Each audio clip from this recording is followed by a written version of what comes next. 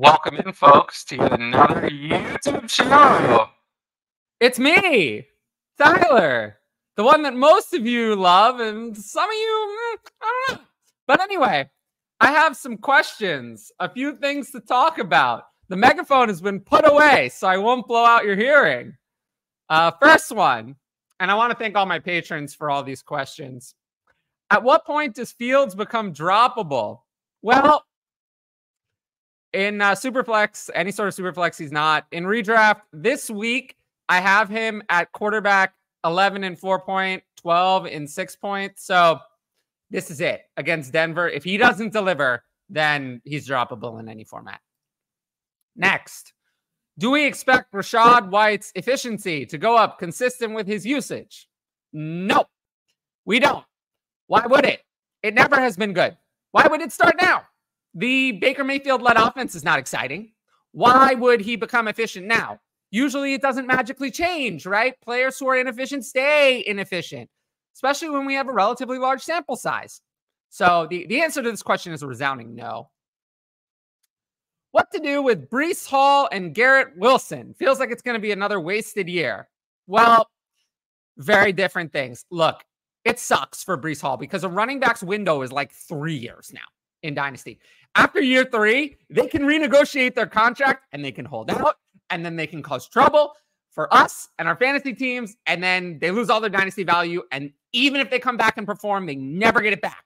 So it sucks for Breece Hall. For Garrett Wilson, you just hold him. It's easy. You hold him. Garrett Wilson is a stud. He's an elite wide receiver. He's 23 years old. We don't worry about him.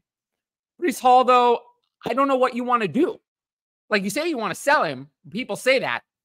What are you going to sell him for? Like, that's the thing. What are you going to sell him for? If you can get Christian McCaffrey and you're a contender, okay, I understand doing that. You can't do that, though. That doesn't happen in most leagues. So what are you going to get? I mean, Breece Hall is pretty young and not producing. I don't see people giving up a lot of future capital for someone like that. It's tough. You're in a bind. So I don't really know. I would say my main move would be to hold on and hope it gets better. Hope they replace Zach Wilson with anyone else and hope it gets better, especially with Breece Hall, who's ramping up from an injury. Garrett Wilson, he's not injured. He looks great. He just is stuck with the Zach Wilson nightmare. I do want to read a few reviews about my Monday show, which is my best video I've done on here in a long time. And it will be every week, Monday afternoon, 5 takeaways from the previous week.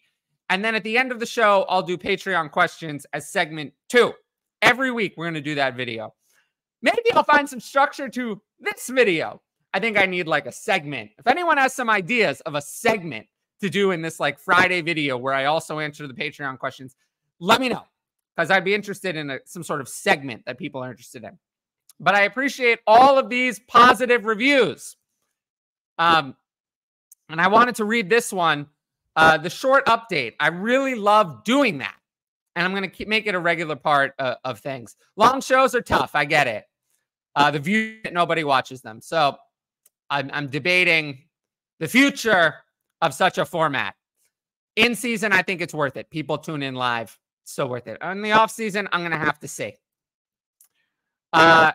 With Mostert being the lead back, Hill and Waddle healthy, and to a lesser extent, Jeff Wilson coming back. Does it make sense to sell high on Achane? Achane, sorry. That's the pronunciation he wants. Achane is so much better. I don't know why he wants it to pronounce Achane, but whatever. No, I don't know if I would say sell high on Devon. We'll just use his first name. What is selling high? 2 future firsts. If you can get someone like, so it's tough. Like, can you get Sam Laporta? I doubt it. Jordan Addison? I mean, that would be selling high. Redraft players to stash going into this weekend. Well, it's tough. You got to have someone who's going to break out. I would say Roschon Johnson, but he's rostered in most leagues. He's someone I do think is going to see more work as the season goes on.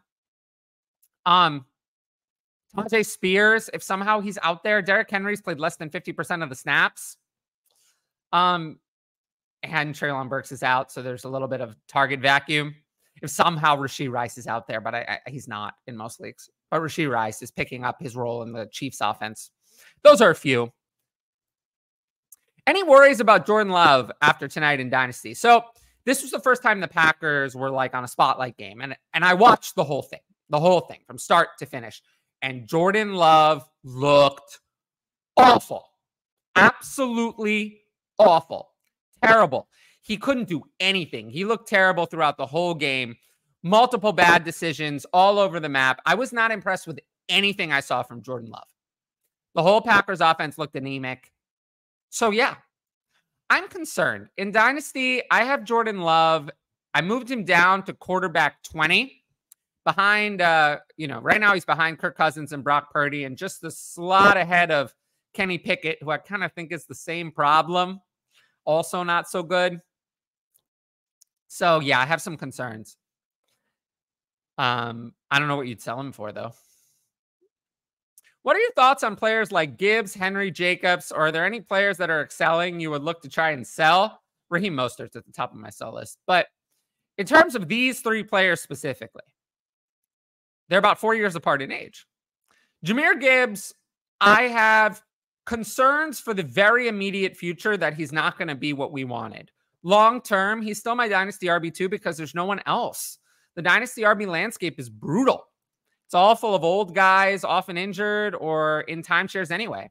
He's young and has the draft capital. He's not going away. So long-term, I have no concerns with Gibbs.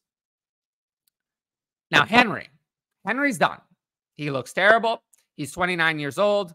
Most of the time, running backs hit 30 and are done. There is a Adrian Peterson every once in a while. But those are the exception. And Derrick Henry looks done to me. He looks done. He's not playing anymore the lead role in terms of snaps, 2 of the 3 games. So I'm very concerned. And I don't think against Cincinnati is going to help him in the game script or in the run game. So I don't know for what you can even sell Derrick Henry for in redraft. I don't know what you do. In Gibbs, you have to hold, obviously. And Henry, if someone still buys the name, if you turn Henry into like, I don't even know. What can you do? Can you turn Derrick Henry into Alvin Kamara? I would do it if you could. Jacobs to me is a little different. Jacobs to me is just someone who's disappointed. I think Jacobs is fine. He's 25. In redraft, I'm not concerned. I think he's going to have better days. And this week, I still have Jacobs against the Chargers, who are horrific run defense. I have the Chargers at Jacobs at RB5. So I have no concerns. He's still getting all the work. Jahmyr White is not doing anything. Jacobs is getting like 80, 90% of snaps and touches. So I have zero concerns with Josh Jacobs. Well, I want to thank everyone who sent in questions for the Patreon.